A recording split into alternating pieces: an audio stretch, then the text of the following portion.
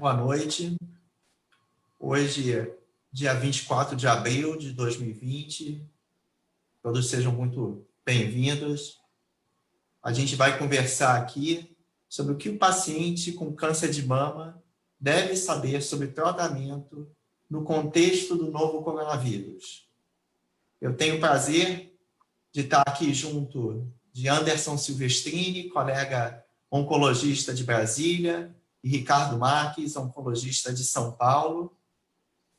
Eu queria antes fazer um agradecimento à Abrapac, Associação Brasileira de Apoio aos Pacientes com Câncer, que fazem doações de perucas, lenços e próteses artesanais de mama. A ideia é a gente fazer um evento bastante interativo, que a gente possa responder ao máximo de perguntas. E queria também deixar uma ressalva que essas perguntas têm o objetivo, principalmente as respostas, de ajudar e auxiliar todos vocês, mas leva-se em consideração que a gente não conhece as pessoas e a gente não conhece todos os detalhes dos seus problemas clínicos e do seu contexto. Então, sempre é importante retornar ao médico que está acompanhando para conversar e esclarecer eventuais dúvidas. Então, enquanto as pessoas vão aquecendo e enviando as perguntas, eu queria começar com o Anderson, que é uma pergunta, Anderson, que eu ouço e escuto frequentemente das minhas pacientes. Pacientes que tiveram diagnóstico e trataram um tumor de mama há um período de tempo, vêm usando alguma medicação oral, seja tamoxifeno, o Novadex, anastrozol, arimidex, letrozol, Femara, o aromazin. E a pergunta que surge nesse contexto é se, tempos depois de todo o tratamento e usando ainda essa medicação, se elas se encontram com risco aumentado, se a imunidade delas está alterada e o enfrentamento do coronavírus deve ser diferente de uma pessoa que não está utilizando essa medicação. Boa noite. Bom, inicialmente eu gostaria de cumprimentar o Dr. Bines e o Dr. Ricardo Marques e agradecer o convite e cumprimentar também a toda a audiência. Cerca de 70% a 80% dos casos de câncer de mama vão expressar algum receptor hormonal. E, por conta disso, eles vão responder muito bem às terapias anti-hormonais, como você citou, por exemplo, o tamoxifeno ou os inibidores de aromatase, como o letrozol, o anastrozol, ou mesmo o exemestano. E, no caso da doença metastática, também o fulvestranto. Essas medicações, por serem agentes bloqueadores hormonais ou agentes hormonais, eles não vão interferir na imunidade da paciente, sendo agentes altamente seguros, com ótimas taxas de resposta e que vão nos ajudar muito nesse momento em que a epidemia de Covid está aí assolando. Lembrando que o fulvestranto, apesar de não ser oral, é uma droga também um antagonista de estrógeno e que também ele vai ser usado nas pacientes com doença metastática e, apesar de ser intramuscular, nós vamos também, não vai afetar a imunidade do paciente, sendo altamente seguros para essas pacientes. Ótimo, muito obrigado, Anderson. Acho que é bastante esclarecedor e, ao mesmo tempo, acho que dá uma segurança para tantas mulheres que usam essas medicações que são muito importantes. Ricardo, eu queria te perguntar uma pergunta que eu recebi de uma paciente minha agora, ontem. Ela não tem nenhum sintoma, mas ela fez uma testagem e veio que ela tem a infecção pelo coronavírus. Ela está em tratamento com quimioterapia depois de um tumor de mama inicial. O que a gente deve fazer nessa situação? Boa noite. Não há nenhuma segurança para prosseguir com a quimioterapia num paciente que tem o teste positivo. mesmo sem a paciente sentir nada, a presença do vírus indica que a gente precise adiar pelo menos 14 dias do início que o teste foi feito para fazer a nova quimioterapia. Por que 14 dias? Porque, em média, é o tempo que o vírus, numa pessoa que não sente nada, demora ou para manifestar ou para o organismo se livrar desse vírus. Então, fez o teste, não tem nada, espera 14 dias a partir da data do teste, e se não desenvolveu sintoma nesses 14 dias, prossegue com a quimioterapia. Pequenos atrasos na quimioterapia não devem comprometer a eficácia do tratamento. Por algum motivo clínico, independente do COVID, às vezes a gente atrasa uma semana, 10 dias, por exemplo, um ciclo, porque os efeitos colaterais foram muito graves. Então, desde que seja atrasado só uma vez e não muitos ciclos, é mais seguro atrasar esses 14 dias do que prosseguir na vigência do teste positivo. Obrigado, Ricardo. Muito esclarecedor, e foi exatamente a recomendação que eu fiz também para a paciente. As perguntas estão começando a chegar, e isso é bom, as pessoas estão interessadas e ativas aqui perguntando. E mais de uma pergunta que veio para a gente, no sentido de, a gente falou de tratamento com bloqueadores ou tratamentos hormonais, vamos dizer assim, falou alguma coisa de quimioterapia, e as perguntas que seguem agora são em relação a tratamentos quando a doença é HER2 positivo, em que se usa trastuzumab, o Herceptin, ou pertuzumab, o Perjeta. De alguma forma, esses tratamentos, eles comprometem a imunidade, eles também precisam ser adiados, entendendo que o paciente não tem sintoma ou a paciente não tenha um teste positivo, ou seja, uma pessoa que esteja sem sintomas, sem o teste positivo, fazendo o tratamento nesse momento somente com o Herceptin ou o Herceptin e Perjeta. Há alguma indicação no cenário atual do coronavírus de adiar esse tratamento? Bom, cerca de 20% das pacientes no Brasil devem expressar o HER2 no seu tumor. E essa expressão do HER2 configura uma doença de maior agressividade, e, com isso, uma doença que tem um prognóstico pior. Tendo-se em vista isso, o ideal com essas pacientes é a gente manter o tratamento com os agentes de bloqueio.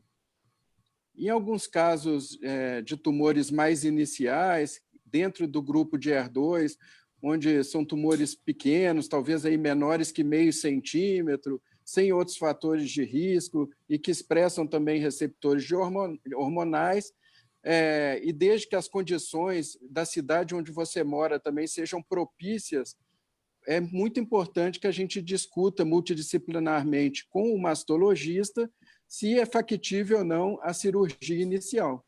Mas para os tumores mais avançados HER2 positivo, devido a esse prognóstico pior, essa agressividade maior, a gente tem a tendência a iniciar com o tratamento do duplo bloqueio associado a um agente quimioterápico. Obrigado, Ana. Ricardo, quer complementar alguma coisa nesse sentido? Eu complementaria só em relação à medicação. Não há nenhuma evidência científica no momento que ou Perjeta ou trastuzumab reduzam a imunidade da paciente para que ela precise parar esses medicamentos. Lembrar que nós estamos falando daquela circunstância em que a paciente está tomando só esses 2 medicamentos e esses medicamentos não estão junto com quimioterapia. Então, ela deve continuar o tratamento porque esses 2 medicamentos não estão associados à redução da defesa. Ótimo. Acho que é importante, acho que vocês dois ressaltaram que nessa situação de câncer de mama e na situação atual da pandemia por coronavírus, alguns aspectos devem ser levados em consideração. Certamente, o primeiro aspecto é a paciente, que vai ser levado em conta a sua idade, os outros problemas de saúde que ela tenha. Acho que o segundo aspecto diz respeito à doença, qual é a situação da doença, qual a gravidade da doença, qual a necessidade de iniciar ou seguir o tratamento. E eu acho que o terceiro aspecto talvez seja um aspecto mais dinâmico, que vai dizer respeito à situação particular, individual de cada localização, e às vezes numa mesma cidade, isso vai variar de acordo com o centro, de qual a disponibilidade daquele centro naquele momento, o quão ocupados os serviços de saúde estão com pacientes de coronavírus ou quanto menos ocupados eles estão, e isso vai ser, a gente entende que é uma situação dinâmica. Só complementar. Pois não, Ricardo? Complementando o que o Bini está falando, tentar discutir com o seu médico mesmo a sua realidade local. Porque eu entendo que o maior medo do paciente é ir até o serviço médico e, com isso, contrair a doença. E é o que nós também não queremos. Então, o médico... Mas lembrar que, no caso de uma doença séria, de um câncer metastático que está sendo controlado, esse medo não pode ir acima do controle da doença. Nós já começamos a ter bastante comum, no caso, por exemplo, de colegas cardiologistas, do paciente que desenvolve o sintoma de infarto e fica em casa porque ele fica no dilema: se eu for no hospital, eu vou pegar a doença e acabo infartando em casa. Para o paciente com câncer metastático, que a doença está bem controlada, com Herceptin ou com Perjeta, a questão, mesmo que o seu lugar esteja bastante contaminado, não se esqueça que não é uma simples questão de que eu não vou tratar o câncer para não ter Covid. Existe aí também uma premência de não abandonar o tratamento ou atrasá-lo, a não ser que devidamente necessário e discutido com o seu médico. Ótimo, Ricardo. Acho que é um conselho muito importante. Acho que essas duas situações de saúde não são exclusivas, mas particularmente as situações de câncer e as situações cardíacas, elas não deixam de existir, né? E apesar desse cenário de coronavírus, elas precisam ser tratadas adequadamente. Anderson, uma pergunta que surgiu aqui, eu queria talvez ampliar um pouco, alguns exames de rotina, de acompanhamento, eventualmente, que vêm sendo feitos, e aqui a gente entendendo uma pessoa que teve a doença, não tem mais a doença e está acompanhando.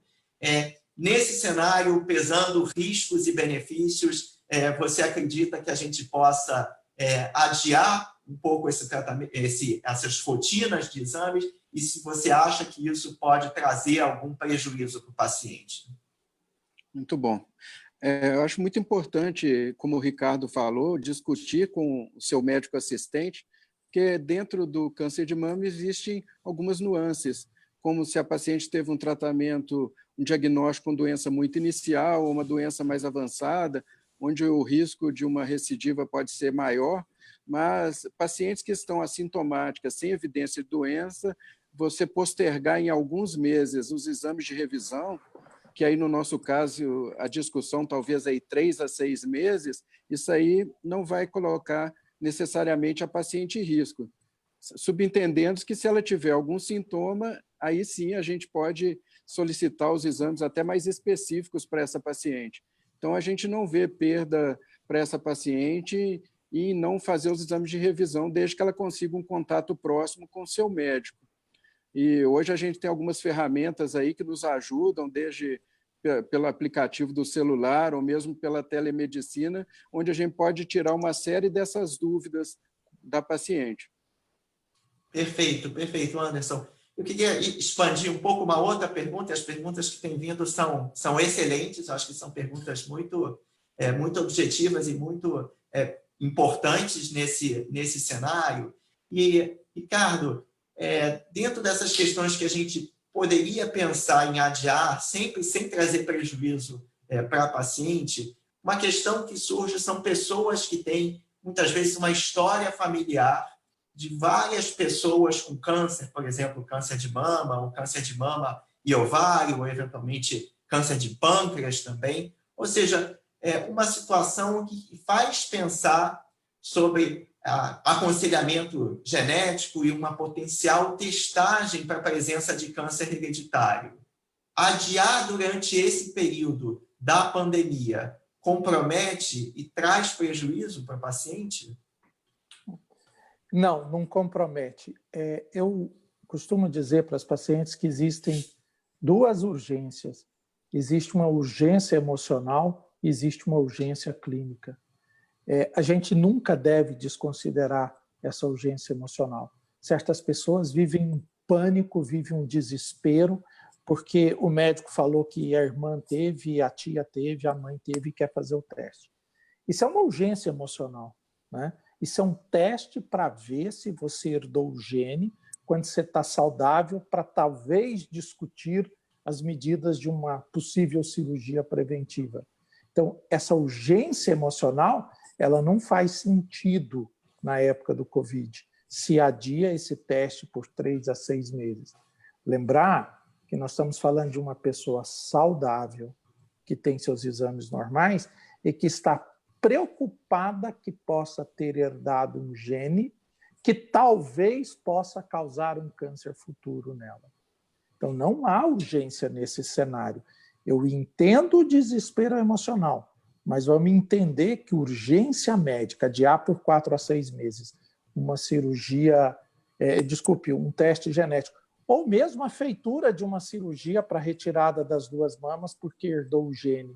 Você está saudável, fez os exames, e o médico tinha programado uma cirurgia para tirar as 2 mamas que você tem a mutação. Veja, você é saudável. Aguardar 4, 6 meses para fazer essa cirurgia, para reduzir o seu risco, não é uma cirurgia da doença. É seguro. Ótimo, Ricardo. Acho que a gente vem mais perguntas nessa linha, vamos ver se a gente consegue avançar o máximo nesse sentido. A gente pode abordar agora as situações que, mais um pouco talvez do que poderia, né, para esclarecer ao máximo aos pacientes o que pode ser adiado. A gente pode depois passar para um outro momento que não poderia ser adiado, que a gente acha. Mas ainda dentro desse cenário de o que poderia ser adiado, Anderson, uma pergunta que segue é o uso daquelas medicações como ácido zoledrônico, Zometa é o nome comercial, para pacientes que tiveram um tumor de mama inicial e que fazem de uma forma preventiva a cada 6 meses. O adiamento durante esse período da pandemia traria prejuízo? Essas medicações que vão interferir no metabolismo ósseo, como o ácido zoledrônico, ou mesmo o denosumab, que vão aí proteger a massa óssea da paciente, no caso citado, ou pode ser usado também em pacientes já com metástase óssea, onde você quer evitar dor ou diminuir risco de fratura, ou mesmo diminuir hipercalcemia, que é o aumento do cálcio no sangue, que traz uma série de sintomas para o doente. Nos casos de pacientes assintomáticas, onde você só quer proteger a massa óssea, provavelmente pelo uso dos agentes hormonais, a recomendação é que a gente possa adiar essas medicações. Não existe efeito deletério para essa paciente no caso de ser uma medicação de prevenção. Já no caso de pacientes metastáticas, onde estão sintomáticas e têm lesões ósseas, existe alguma recomendação, se for pouco volume de doença, você espaçar para até de 3 em 3 meses a medicação, ou pacientes com volume de doença maior tem que discutir caso a caso, mas talvez não postergar a mesma medicação. Ótimo.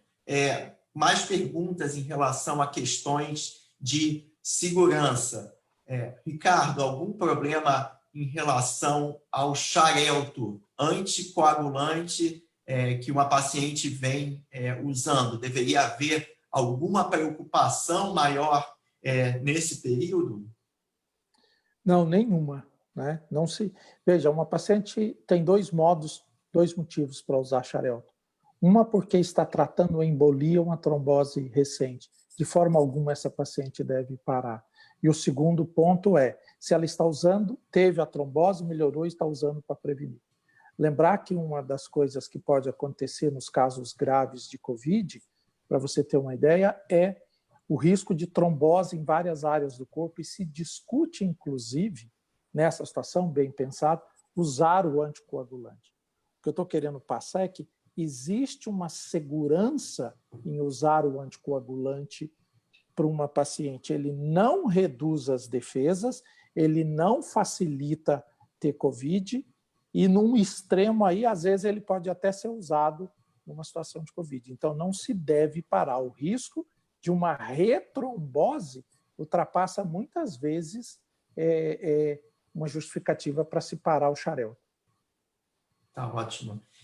Vou fazer mais uma pergunta agora, Anderson, em relação a comprometimento de imunidade, e aí depois eu queria entrar numa situação específica e talvez ir para as situações em que talvez não se deva adiar. A gente falou de alguns cenários em que isso pode ser adiado sem nenhum prejuízo da paciente, como exames de acompanhamento de rotina que podem ser adiados, testagem para câncer hereditário, que também pode ser adiado. Falamos de alguns medicamentos que não comprometem a imunidade, como tamoxifeno, anastrozol, letrozol, exemestano.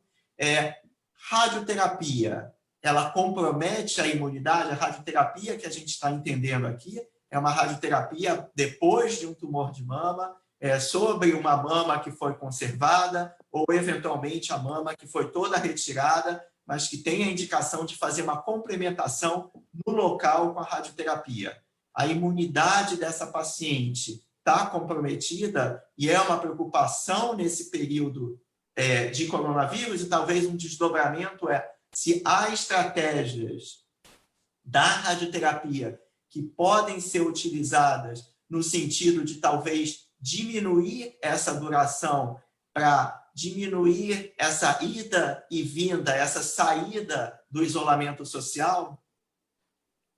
Importante, primeiro, a gente definir o que é radioterapia. Bom, radioterapia é um tratamento onde se usa uma radiação ionizante, ou um tipo de luz ionizante, vamos dizer assim, que é liberada através de uma máquina, e é um tratamento que ele é localizado. Então, se eu estou com indicação de radiar o plastrão mamário, aquela incidência dos raios da radiação vai ser naquela localização da mama. Se eu tenho um tumor na perna, no osso da perna, a radiação vai atuar no osso da perna. Então, não existe um comprometimento sistêmico com a radioterapia, mostrando-se segura e, em alguns casos, imprescindíveis. Nós temos, por exemplo, pacientes com tumores que sangram, onde é muito importante fazer a radioterapia, ou mesmo dores ósseas, onde a radioterapia pode ser muito eficaz e com baixa toxicidade. Para paciente com doença localizada, igual tumores de mama operados, também ela é muito eficaz em evitar uma recidiva no local. E já existem protocolos com o que a gente chama de hipofracionamento, que são menos sessões de radioterapia. A radioterapia, geralmente, são sessões diárias. Existe um médico, que é o radioterapeuta, junto com um físico, que vai calcular a dose que a paciente precisa receber e quantas sessões ela precisa fazer. Hoje, a gente já tem alguns modelos, inclusive para a mama, onde pode ser feito o hipofracionamento, ou seja, fazer a mesma radioterapia em menos sessões, sem problemas deletérios para a paciente. Ótimo. Obrigado, Anderson. Ricardo, agora uma situação que acontece. Uma pessoa, uma mulher, que tem o diagnóstico de câncer de mama nesse momento. Tá? A gente não vai ter, certamente, toda a complexidade dessa situação, mas vamos imaginar que ela teve o diagnóstico agora através de uma biópsia de um carcinoma invasivo, tá? De um carcinoma, vamos dizer, não especificado, mas realmente um carcinoma de mama.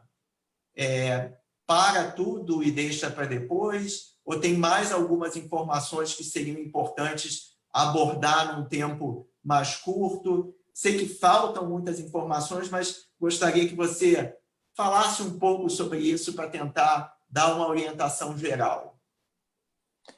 Se uma mulher for diagnosticada hoje, comprovado com a biópsia de câncer, eu tenderia a responder umas perguntas simples antes de dizer o que fazer. A primeira pergunta é: qual o tamanho que essa doença está?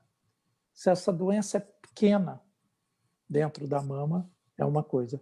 Se essa doença é maior dentro da mama, é outra coisa. Então, nós estamos falando do estadio. Ou seja, trata-se de um câncer pequeno e inicial, trata-se de um câncer de um certo tamanho intermediário, de um câncer grande. A segunda pergunta que eu responderia é, grosseiramente, qual é o subtipo de câncer de mama? É um subtipo de câncer de mama que cresce muito rápido ou cresce lento, né? E que seria, por exemplo, um subtipo de um câncer que depende de hormônio feminino numa paciente mais idosa, bem pequeno. Tem uma taxa de crescimento ao longo dos meses. Um câncer de mama maior numa moça jovem, que é um triplo negativo ou chamado ER2 positivo. Esse é um câncer que cresce rápido. Então, eu responderia essas duas perguntas. Câncer pequeno, que depende de hormônio, e que nós sabemos que a taxa de crescimento é lenta, a cirurgia pode ser adiada. E essa cirurgia, então, pode, inclusive, se depende bastante de hormônio, se o câncer é pequeno e lento, talvez utilizar uma medicação anti-hormônio que vai tornar mais lento ainda esse crescimento. Na outra situação, um câncer numa paciente jovem, triplo negativo, que tende a crescer rápido, discutindo multidisciplinar com o cirurgião, talvez não é o momento de operar, é o momento de iniciar uma quimioterapia que vai coibir o crescimento desse câncer e vai operar depois. Eu diria para o paciente não ter medo de iniciar a quimioterapia antes, porque lembre, se ele é agressivo ao ponto da gente iniciar a quimioterapia e deixar a cirurgia para depois, esse também é o câncer que depois da cirurgia você faria a quimioterapia. Então, acho que nesses dois cenários, pequeno, cresce lento, adia-se. Intermediário, pode crescer rápido, você então discute a situação de fazer uma quimioterapia, um bloqueio das medicações do HR2 e postergar a cirurgia para depois. A última palavra é cuidado com o que é urgência cirúrgica. Cai também naquela coisa emocional, né? É muito frequente a paciente falar assim, doutor, eu cheguei no consultório do meu médico com um pequeno tumor na mamografia e no mesmo dia ele me internou e eu operei no dia seguinte. Olha, eu estou feliz por você que ele internou no dia seguinte, a sua ansiedade abaixou. Mas um câncer nesse tamanho pequeno não é uma urgência médica. Não vamos confundir urgência emocional com médica. E também nós estamos falando dentro de limites razoáveis. Ninguém está falando para operar o ano que vem ou daqui 6 meses. Ótimo, Ricardo. Eu acho que vocês trazem um ponto aqui nessa situação que realmente o tratamento do tumor de mama é um tratamento multidisciplinar, né? Nós aqui, oncologistas, mas fundamental o envolvimento do mastologista, do radio-oncologista, além de inúmeros outros profissionais de saúde que estão envolvidos na abordagem e no tratamento.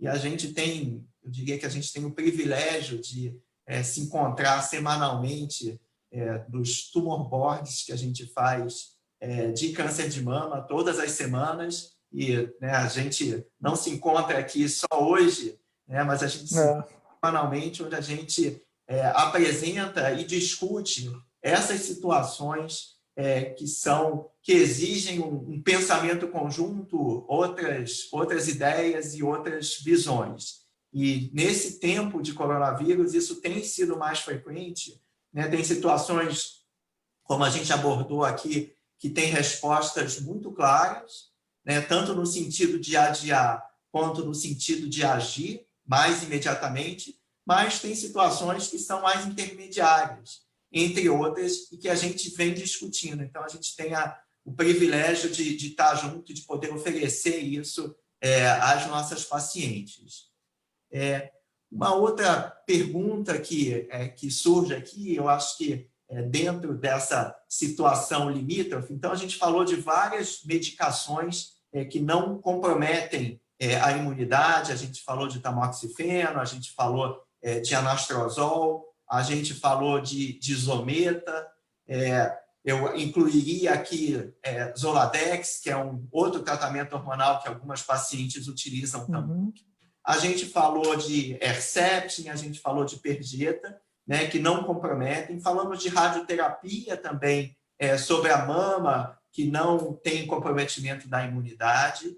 Mas a gente começa a entrar em outras situações, que são, por exemplo, quimioterapia e uma outra classe nova de remédios, que são os inibidores de ciclina. A gente tem medicamentos como palbociclib, abemaciclib, ribociclib, que não são exatamente quimioterapia, não são exatamente tratamento hormonal, mas diminuem a contagem no sangue dos glóbulos brancos. Queria saber se vocês têm alguma sugestão, alguma opinião, obviamente sem saber exatamente o cenário e a paciente que está usando essa medicação. Eu diria o seguinte para a paciente: você e seu médico provavelmente fizeram a decisão de tomar um desses remédios com hormonioterapia porque a sua doença metastática tinha uma gravidade, tinha um tamanho, tinha uma velocidade de crescimento, que o seu médico chegou à conclusão que valeria a pena colocar essa medicação para controlar melhor sua doença. Então, a decisão da necessidade desses remédios que abaixam os glóbulos brancos foi feita lá atrás. Foi feita porque a sua doença precisava, além do anti-hormônio, desse remédio. Entendo nessa situação, como o Bines falou, que não sabendo a história de cada um, mas, no geral, se esse remédio foi acrescentado, ele foi acrescentado porque você tinha uma doença que merecia um tratamento mais agressivo. Apesar dele baixar o número de glóbulos brancos, a gente sabe que antes da pandemia, a chance de você infectar porque esses glóbulos brancos abaixaram era muito pequena. Por quê? Porque ela é rápida e retorna logo. E porque seu médico, se começa a baixar muito, ele reduz a dose. Então, eu diria que numa situação individualizada,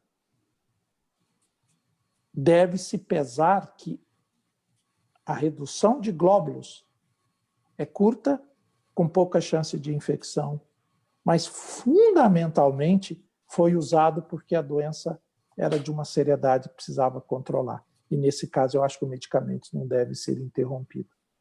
Eventualmente, se você tiver um bom controle, seu médico entender que pode parar por um tempo e retomar depois, são peculiaridades entre você e quem está cuidando de você. Complementando um pouco o que o Ricardo falou, como ele disse, né, as pacientes que já vinham em uso da droga, provavelmente com resposta, esse manejo da baixa dos neutrófilos já foi corrigido ou por redução de dose, ou a paciente ela tinha uma queda de neutrófilos que não atrapalha o tratamento. Então, e provavelmente com resposta ao tratamento. Então, a continuidade do tratamento faz-se necessária e me parece segura.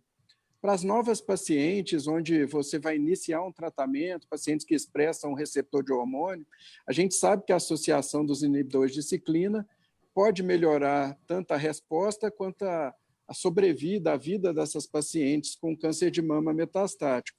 E, após realmente essa troca de informações com a paciente, a decisão conjunta aí, sabendo que você pode fazer a redução de dose nas novas pacientes que iniciam tratamento, ou mesmo suspender em algum momento.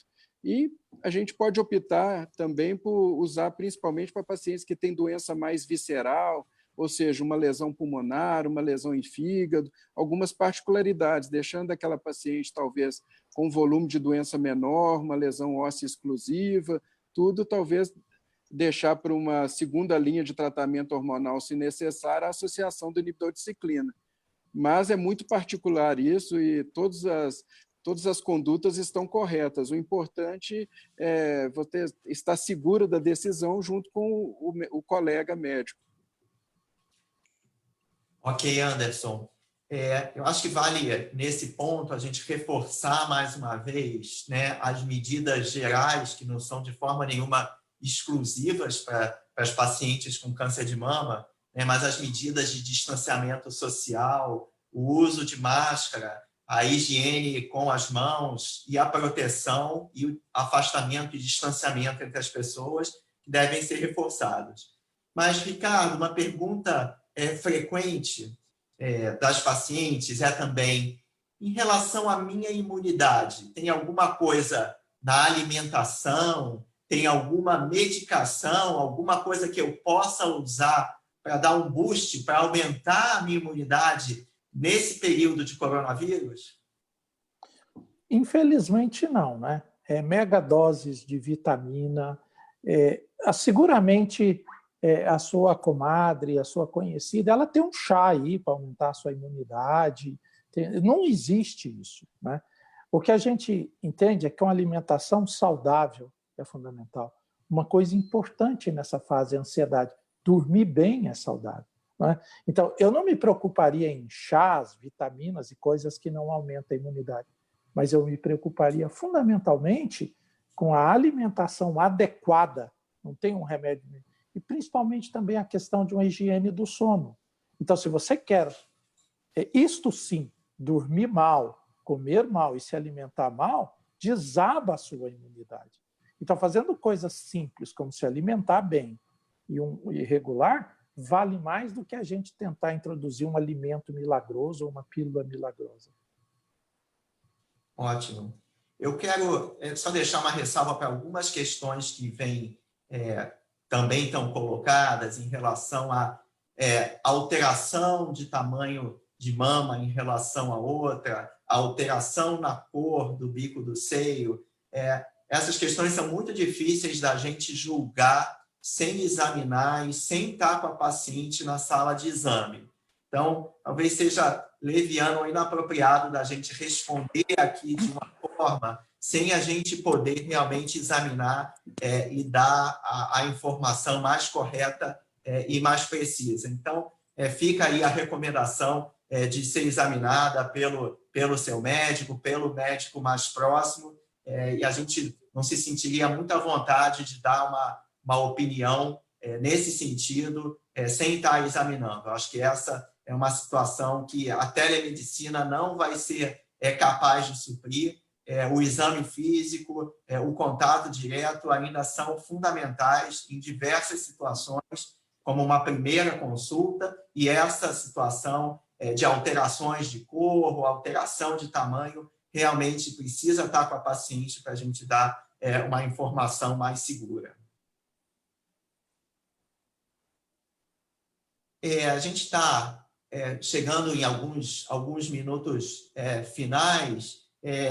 Queria colocar para você, Anderson, situações em que a gente falou mais uma vez de várias situações que podem ser adiadas e que não tenham, ao mesmo tempo, também a diminuição da imunidade, mas situações em que você acha que é importante, talvez como essa que eu citei, outras situações na sua prática, no dia a dia, que você veja que você acha que é importante a paciente não adiar e buscar o contato com o médico, mesmo durante esse período da pandemia? Bom, em pacientes em pós-operatório imediato, eu acho que uma paciente que está evoluindo ou com uma deiscência de pontos, os pontos da sutura da cirurgia abriram, ou com hematoma na mama, ou mesmo com abscesso e com febre, são sinais que tem que procurar seu mastologista. Não pode ficar com medo de ir ao hospital.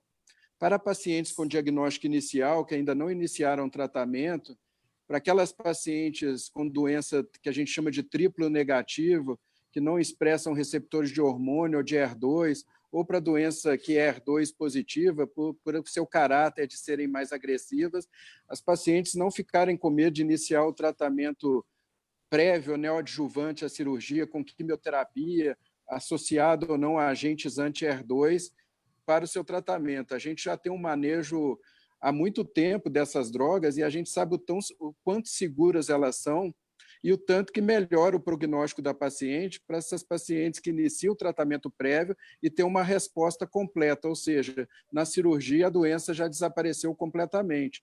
Então, iniciar com o tratamento quimioterápico prévio para essas doentes é a conduta padrão ouro hoje e talvez a mais segura, até postergando um tratamento cirúrgico posterior. Ricardo, quer complementar alguma coisa nesse sentido, de situações em que você acha também que a paciente não deve adiar o final da pandemia e deve buscar o atendimento médico? Eu concordo com todas as indicações do Silvestrini e eu queria fazer só um alerta para a paciente. Quando nós nos referimos que os exames de segmento podem ser adiados, você está fazendo um compromisso com o seu médico que você está adiando o exame de segmento, mas você não está adiando a investigação de nenhum sintoma novo que aparecer no COVID. Se você teve uma dor nas costas, se você tem uma tosse que não tem febre, que não está relacionada ao COVID, se é uma dor que você tinha e nunca teve, se é um cansaço que nunca teve, você precisa investigar. Não vir à consulta significa você está sem nenhum sintoma, seu câncer é pequeno e você e seu médico decidiram que você não vem. Mas apareceu um sintoma novo que persiste, entre em contato com seu médico. E persistiu, não pode nenhum pânico da doença motivar que você fique em casa 2, 3, 4, 5 semanas com um sintoma novo e importante. Sintoma novo, para quem não sentia nada e teve um câncer sério, é igual a ser avaliado agora, não é durante o COVID. Esperar passar. Excelente. Muito bom. Bom, a gente está chegando aos minutos finais. Eu vou, então, responder a uma pergunta e passar para vocês as palavras finais. Eu costumo incentivar, insistir com as pacientes, e possivelmente quem está me assistindo vai reconhecer isso, no sentido de manutenção do peso adequado e exercício físico. E a questão como fica o exercício físico durante a pandemia. Queria que talvez vocês fizessem os comentários em relação a isso e alguma palavra final. Bom, gostaria de agradecer novamente o convite, foi muito produtivo, achei muito interessante. Eu falo para as minhas pacientes que perder peso é receita médica, principalmente quando se fala de câncer de mama. Você manter o IMC adequado, fazer atividade física regular, perder alguns quilos aí após o tratamento, isso faz toda a diferença, né? A gente tem estudos aí mostrando que você tem pelo menos 20% a 30% de diminuição na recidiva para essas mulheres que que fazem atividade física regular e conseguem um controle de peso adequado. Então, isso passa a ser rotina. Ricardo, como fazer nesse período de coronavírus e palavras finais?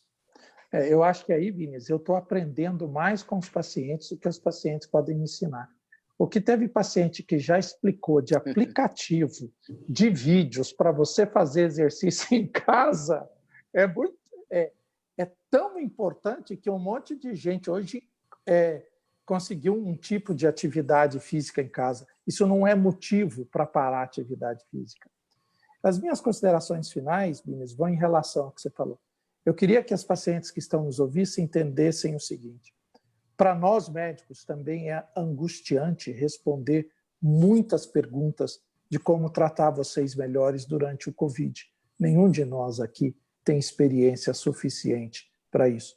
Mas a nossa angústia é tão grande que a gente transforma isso nas nossas reuniões multidisciplinares na quinta-feira, né?